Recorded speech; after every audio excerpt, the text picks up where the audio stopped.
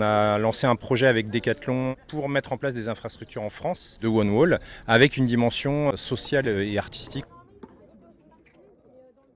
On est très content parce que Nantes, c'est le premier projet qui aboutit. Aujourd'hui, on a eu un alignement de planète favorable et on a trouvé le mur ici sur l'île de Nantes. Donc franchement, moi je suis très satisfait. En 3 mois, 4 mois, on trouve un mur, on trouve une artiste, on l'a fait à la nantaise. Voilà, je pense que c'est l'accélération du collectif nantais. On a d'autres ambitions dans d'autres villes, mais là c'est vraiment le premier aboutissement d'avoir 2 murs qui ont été fresqués, on va dire, et qui vont nous permettre surtout de créer du dynamisme et de l'attractivité dans la pratique de ce sport à Nantes.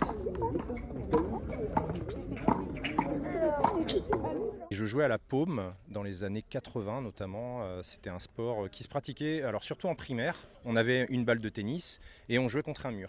Et en fait, ce sport-là, c'est exactement la même chose, sauf que c'est, on va dire, la version irlandaise, le handball gaélique. Et le principe, c'est très simple, c'est finalement du squash avec un seul mur. Donc vous allez jouer contre le mur et essayer de avoir pas plus d'un rebond et essayer d'éliminer votre adversaire.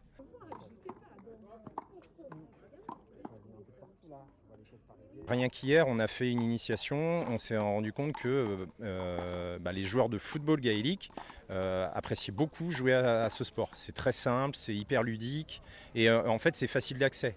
En l'espace de quelques coups, on va être capable de jouer. Ça va permettre aussi aux gens de venir découvrir ce lieu et puis découvrir un site en transformation. Donc c'est à la fois de l'urbanisme, c'est de l'activité physique, simple, c'est du sport et c'est de la santé surtout. Je trouve que la fresque par cette artiste roumaine, elle est quand même assez exemplaire. Les valeurs qu'il y a à travers la fresque de justement lutte contre des lieux trop genrés, on voit bien, les personnages ils sont en mouvement, ils sont asexués. Et puis il y a cette boule qui bouge, il faut venir la voir, parce que la boule, on ne peut pas la voir via un écran, donc il faut la voir. Et voilà, cet effet d'optique est quand même assez remarquable.